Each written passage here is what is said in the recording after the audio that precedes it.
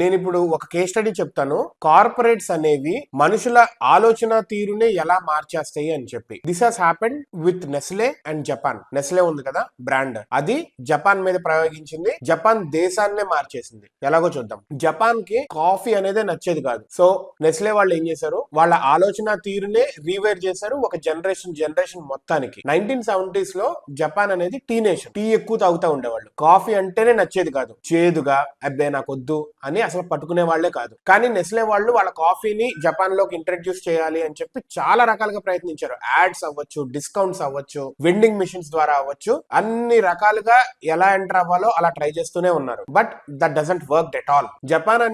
Japan లో ప్రతి ఒక్కళ్ళకి 0.5 kg పర్ పర్సన్ సంవత్సరానికి టీ తాగేవాళ్ళు. అంటే అర కేజీ టీ పొడిని పర్ పర్సన్ వాడేవాళ్ళు సంవత్సరం మొత్తం మీద. అదే అమెరికా వచ్చేసరికి దానికి 4 times అంట. కానీ నెస్లే వాళ్ళేమో డెస్పరేట్ గా ఉన్నారు, ఎలాగైనా జపాన్ లోకి ఎంటర్ అవ్వాలి, ఎందుకంటే బిలియన్స్ ఉన్నారు అక్కడ, చాలా పెద్ద ఇండస్ట్రీ ఉంది, ఎలాగైనా ఎంటర్ అవ్వాలి అని చెప్పి గట్టిగా అనుకొని కూర్చున్నారు. సో దీనికోసం వాళ్ళు ఎవరు ఊహించిన విధంగా ఒకరిని హైర్ చేసుకున్నారు. ఎవరతను? అతని పేరు డాక్టర్ క్లోటైర్ రాపెల్. అతను కెఫైన్ ని చదవలేదు. He studied emotion. ఆయన ఇన్సైట్ వెరీ సింపుల్. హ్యాబిట్స్ ని నువ్వు అమ్మవు, you build them. You don't sell habits, you build them అనే ఒక నిదానంతో అతను ముందుకొచ్చాడు. ఆయన రెపైల్ నెస్లే వాళ్ళతో ఏం చెప్పాడంటే, మీరు అడల్ట్స్ కి అడ్వర్టైజ్ చేయడం ఆపేసేయండి పూర్తిగా అని చెప్పాడు. దాని బదులు గో ఆఫ్టర్ చిల్డ్రన్ అన్నాడు. అంటే చిల్డ్రన్ కి అడ్వర్టైజ్ చేయండి అన్నట్టుగా. ఎందుకంటే ఎర్లీ ఏజ్ నుంచి ఉండే emotional codes life long last అవుతాయి అని చెప్పి. సో నెస్లే ఏం చేసింది, పిల్లల్ని టార్గెట్ చేసింది. Coffee flavoured candy, coffee scented pencils, రాసే పెన్సిల్స్ కాఫీ సెంటెడ్ తో. అదే విధంగా టీవీ యాడ్స్ ఏంటంటే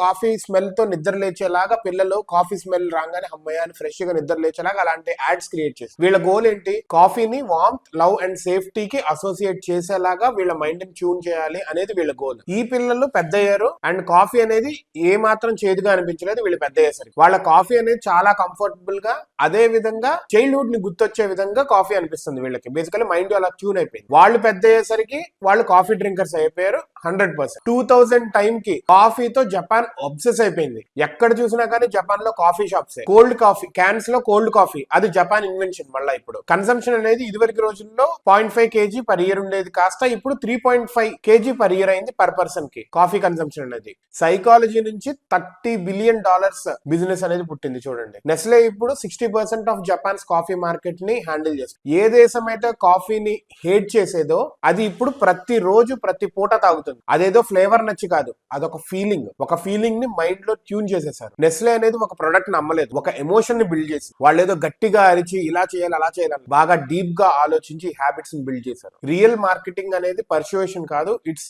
real programming, basically brain programming ఇక్కడ వచ్చేసరికి. సో ఫైనల్ గా నెస్లే అనేది కాఫీని అమ్మలేదు, వాళ్ళొక హ్యాబిట్ ని, వాళ్ళొక ఫీలింగ్ ని అమ్మి దాన్ని ఒక హ్యాబిట్ కింద తయారు చేశారు. ఇలా ఉంటాయి కార్పొరేట్స్ తయారు చేసే మార్కెటింగ్ స్ట్రాటజీస్. ఎన్నాళ్ళు, 30 ఏళ్ళు 1970s లో తయారైతే వాళ్ళ టార్గెట్ వచ్చేసరికి 1 year 2 years కాదు, 30 years అండ్ స్టిల్ 2025. 1970 అక్కడ 30 years, ఇక్కడ 20 years. 50 ఏళ్ల తర్వాత ఆలోచించుకున్నారు వాళ్ళు. 30 ఏళ్ళు మినిమం టార్గెట్ పెట్టుకున్నారు. చిన్న పిల్లల కంటే వాళ్ళు సంపాదించి కొనుక్కొని అలవాటు చేసుకుంటామంటే ఒక 20 ఏళ్ళు అవుతాయి కదా, వాళ్ళు అసలు టార్గెట్ పెట్టింది 25 years. అట్లా ఉంటాయి కార్పొరేట్ స్ట్రాటజీస్.